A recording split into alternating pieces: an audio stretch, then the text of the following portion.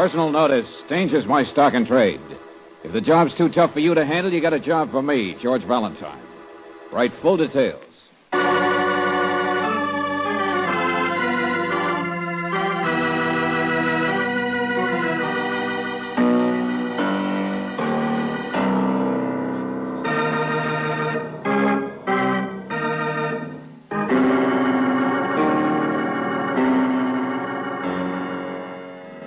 Let George do it.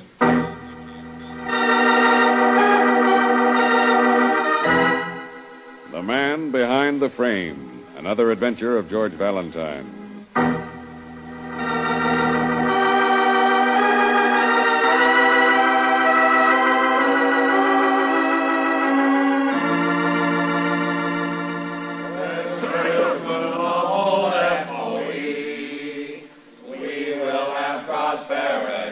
Prosperity for the last 32 years. Our products brought cheers. It's the best office machinery. Hold it, you guys. Shut up. Shut up, will ya? I'm trying to talk on the telephone. How can I... That's better. Bunch of crazy banshees. Hello. Yes, now I can hear you. Lawrence Ferguson? The kid? Well, sure he works for me. Came down from Emmetsville with me just yesterday. What'd he do? Get high on too much soda pop? Oh, look, friend, whoever you are, I'm no nursemaid. Don't bother me with any of this. Come on. Shut up, you guys. He what? When? Where did he... Look, Lieutenant, for gosh sakes, tell me. All right. Of course. County jail. I got it.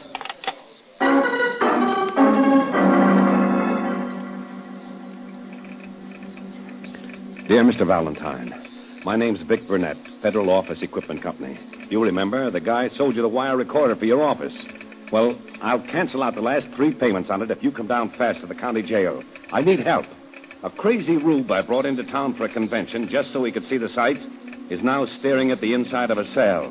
He's been locked up for murder.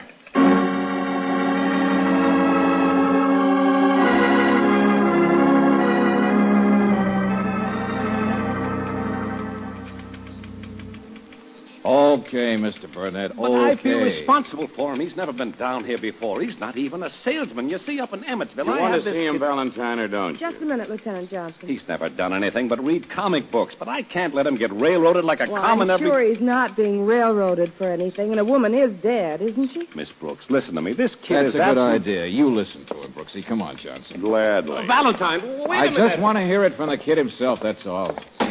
What a job. My poor boy's in the hands of the law. Oh, well, that guy's just trying to help. I'm an old man. Guys like Burnett help me get that way. What's eating you? You'll see. Here, through here. A woman was murdered, huh? Take it from there. Hotel apartment where she lived. Name was Sally Fife. High-speed typist. Typist. Yeah, where'd he meet her? What happened? You'll see. Oh, look, Johnson. Blow on the side of the head with a bottle. Oh. Little party? Little gal about 35, fast talker, neat, clean, small business of her own that didn't amount to anything. Fight. Sure, a fight of some kind. What else? This is a very refreshing, original story. Why was the kid picked up?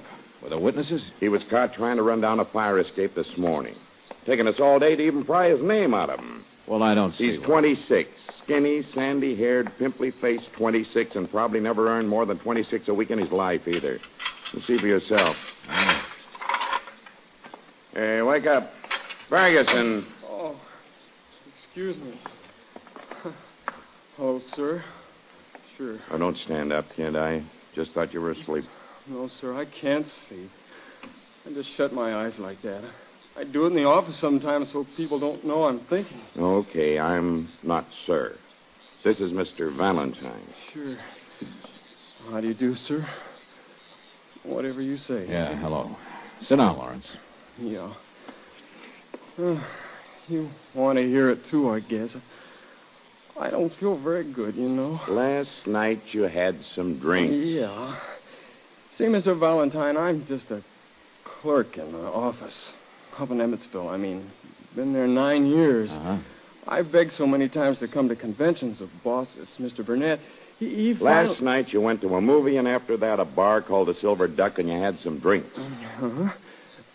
There was a banquet on the schedule, but, of course, I'm not a regular salesman.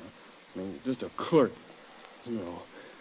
But I do handle the boss's correspondence and the district records and things.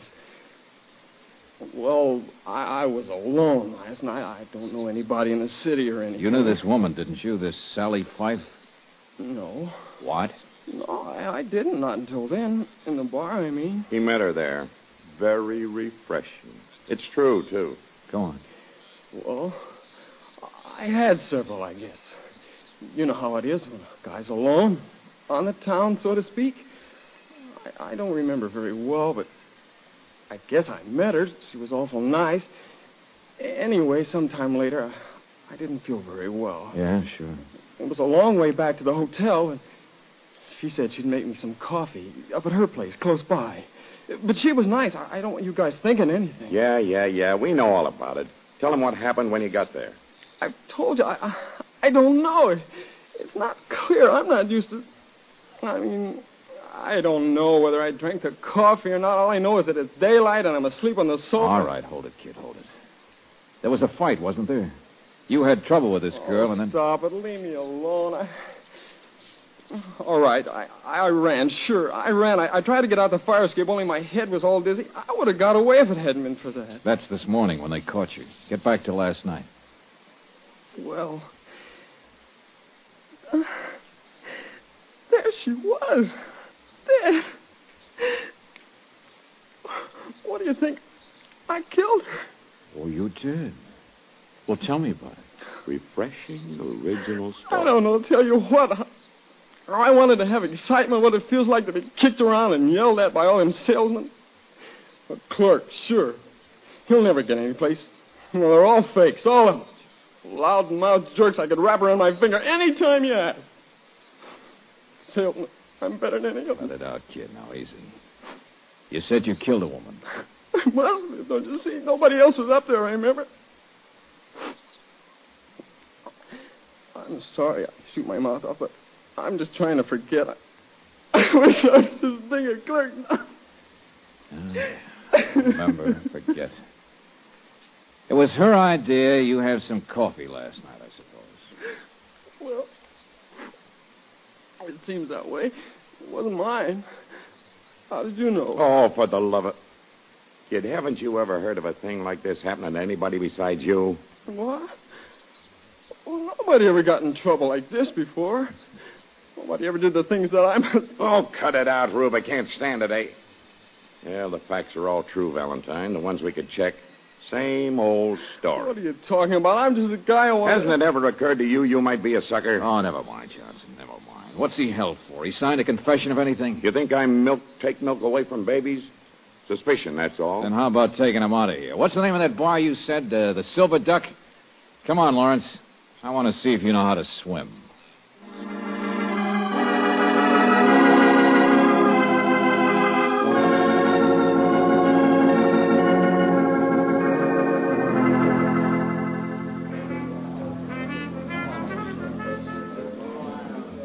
What's the idea, Mr. Valentine? This is where I was, all right. Relax. Nobody's noticing the handcuff. Yeah, but just to stand here all the time. Keep watching. Neighborhood place, same people every night.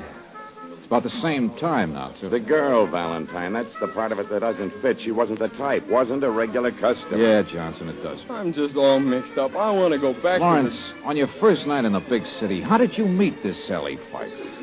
How about a demonstration? I want to see how a boy from the stick strikes up a conversation with a strange woman. Well, I know my way around. Oh, no, I don't know. She said hello to him. What do you think? He probably blushed, too. Johnson, you contradict yourself. You said she wasn't quite the type. Brisk, sharp lady with a job. There's one. That guy. Huh? Which one? Point him out. There with a cigar. Just came in. Oh, I don't know. I'm not sure. I must have seen all the people over here last night. I remember the waiter. Excuse me. Valentine, Lieutenant, wake up. What's the most likely way the kid here met Sally Fife? Got picked for a patsy or whatever it was.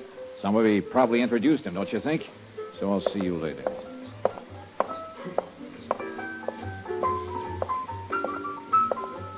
Hello, friend.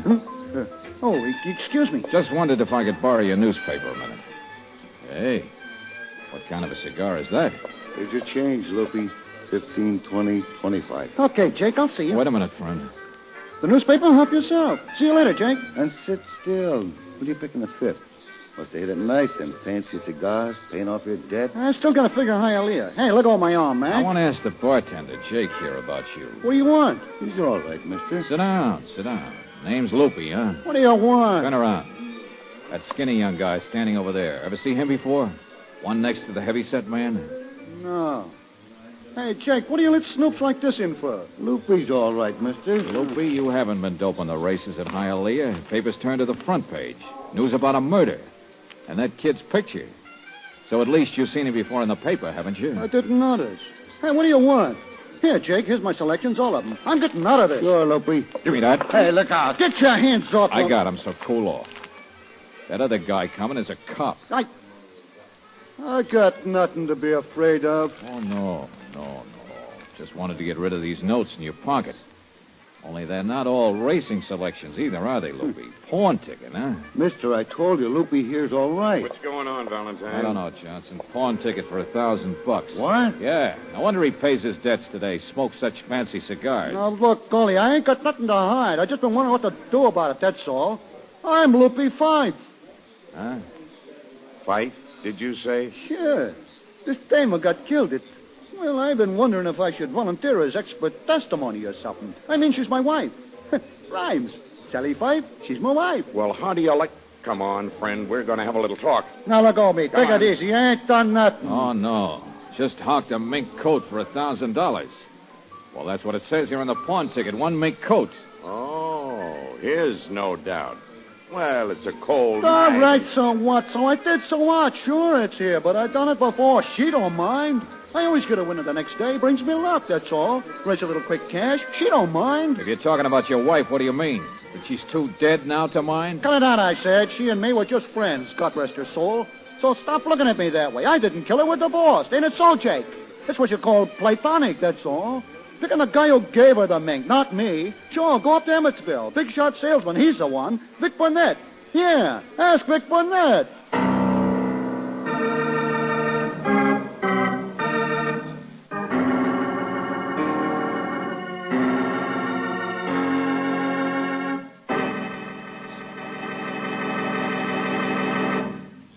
We'll return to tonight's adventure of George Valentine in just a moment.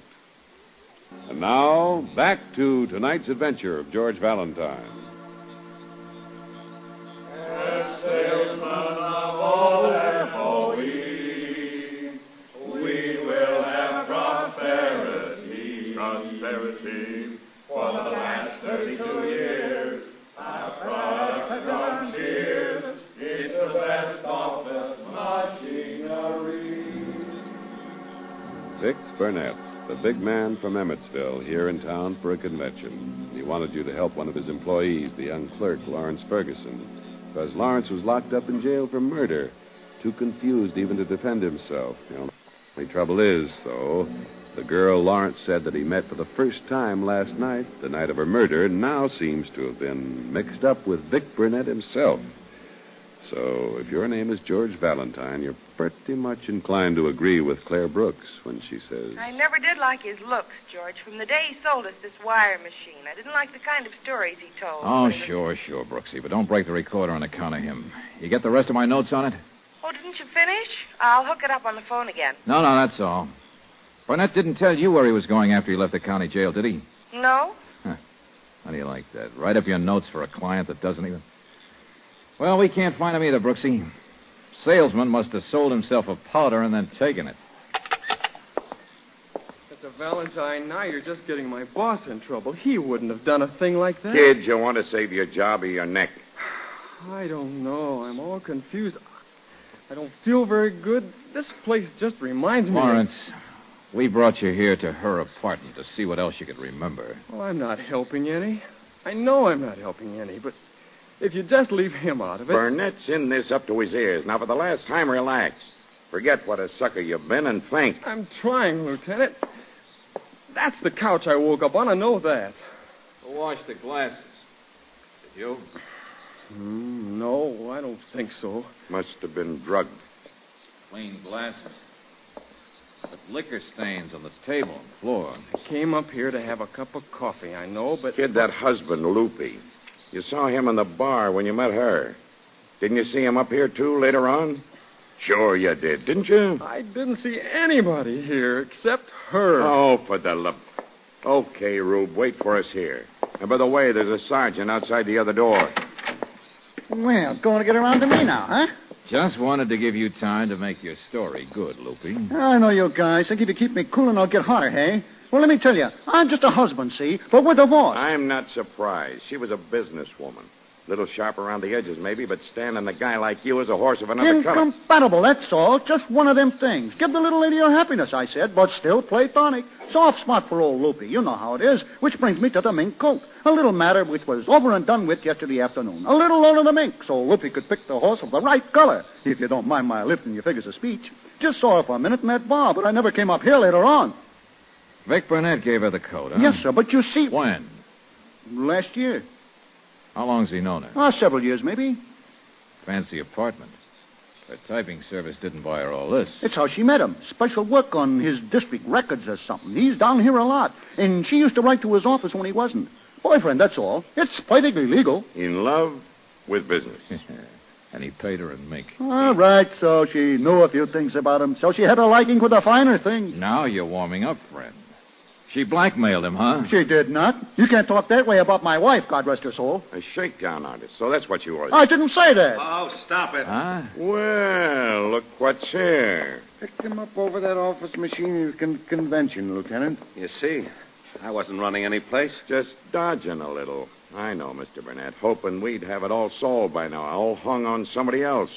Thanks, Sergeant. I guess you don't need me anymore, so I guess I'll just... Oh, no, you don't, Loopy. Stick around. Okay. Listen to me. I want you guys to understand something. I hired you, Valentine. Don't forget that. Yeah, to rescue a guy so dumb he walked into the oldest frame-up in history. So old, no matter what he said, no jury would ever convict him. But that doesn't mean you couldn't be the man behind the frame, does it? Sure, he must be. Listen, I said. I would have told you everything, but you know how it is. Head salesman, travel a lot. Why should I tell you about Sally? She was my style. She never asked more than I could afford. She was all right. She was a good sport. When did you see her the last time? Last night, supper. Go on, make something out of that. There, you see, supper. He's all at supper. How was she dressed? Huh? Well, I don't remember. Very nicely. Was she wearing a mink coat at supper, or wasn't she? Sure. The one I gave her. Why? Grab that guy. Louis. Oh, no, you don't. I'm no Go back door. Grab him, Sergeant. Grab him. He's the one. He didn't get him.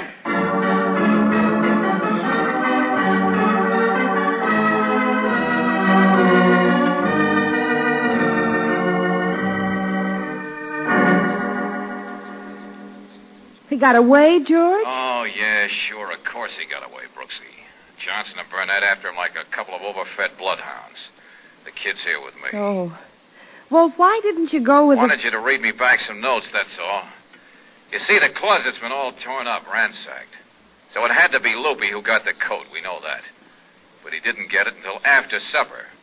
So he was up here late.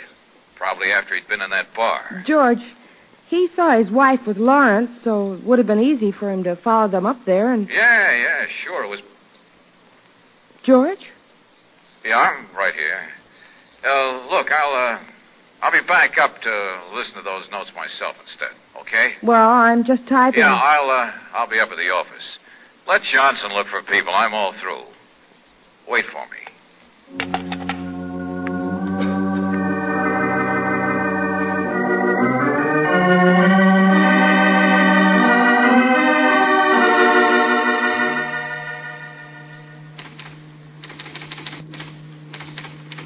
Notes for Burnett.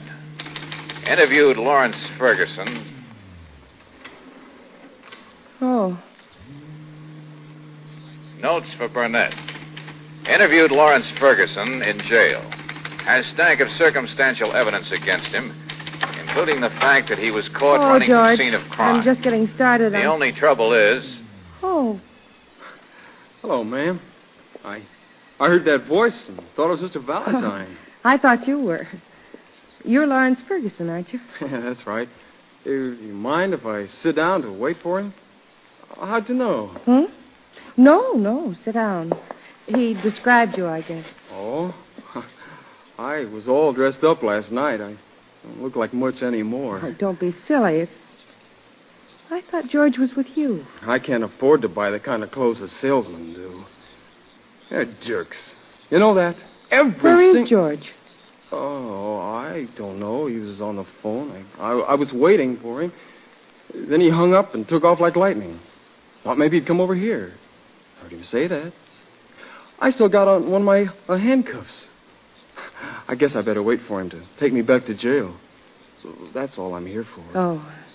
Go on with your work. I'll just sit here and wait. Well, thank you. Only trouble is, a matter of a mink coat. Loopy, Sally Fife's divorced no-good husband, hawked it for Mr. Valentine didn't know yet, I sometime guess. today. Loopy got the coat last night. That's what there is.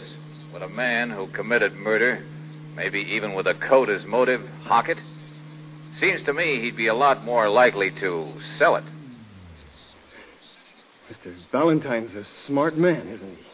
At the time Loopy hawked the coat, today, he didn't even know his wife was dead. I'm sort of like Mr. Valentine in some ways. Smart. Where is George? Tell me. If he left to come here and you were with him, he'd be here by now. I don't know. I'm waiting. Just like you are. Yeah. He said the closet at Sally's apartment was all ransacked. Loopy wouldn't do that, would he? He'd know where the coat was. Maybe he already got it. You mean while you were in that bar with his wife? Maybe. She wasn't wearing it. How did you know she even had a mink coat?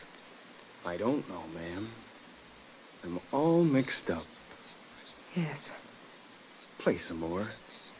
That machine the salesmen sell. Big shots. Jerks. They even got a song. Salesmen of all FOE, we will have prosperity. Isn't that a laugh? Like a bunch of high school kids at a football game. Well, I see what goes on. I can make more money than any of them. Lawrence, stop. Stop. I'll play it if you want. Sell it. Also, Mr. Burnett, it bothers me you'd hire me and still keep things secret. But you did hire me, so answer a few questions.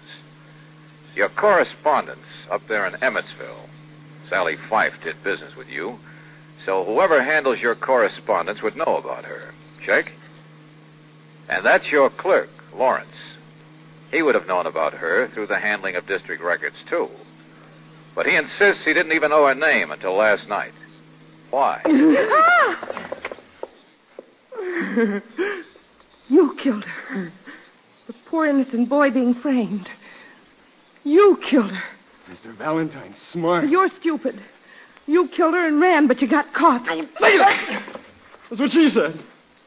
I'm sorry. They were sorry for me. They thought I'd been framed because I made it look that way.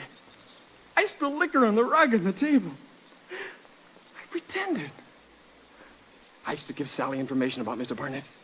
And then she'd get mink coats and things. I don't care. I don't want to know. She wouldn't give me my share. She said I was stupid, the same thing you said.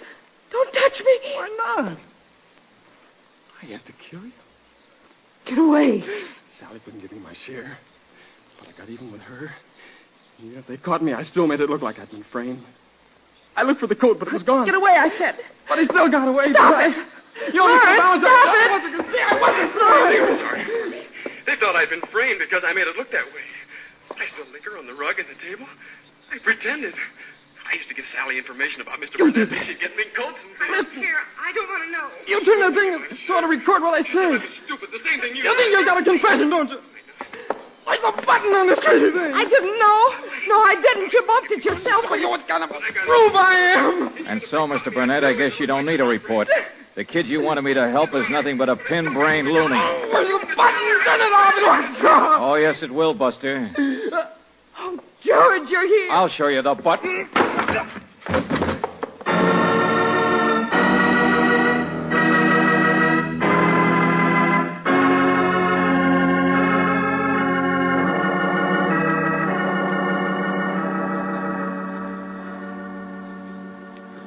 Oh, George. Oh, now, hey, Angel, cut it out. It's all over.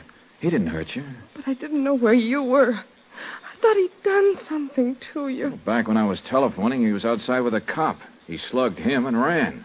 But I told you I was coming right over. George, why didn't you say what had happened? Why didn't Look, you... now, take it easy, Angel. I didn't want to scare you. I wasn't positive he was headed here, and besides, I came as fast as I could. But you must have got here a long time ago. You must have been standing outside and listening. Angel, it's all over, I know said. you needed real evidence against him. I wouldn't have George, let him hurt you, Angel. Come on, let's go. You didn't do that on purpose, did you? I mean, not warn me and then let Brooksy, what kind of a guy do you think... Well, it just happened that way. Oh, look, darling, come here. There. That convince you? No. I don't believe you. Oh, but don't stop trying to convince me. If at first you don't succeed...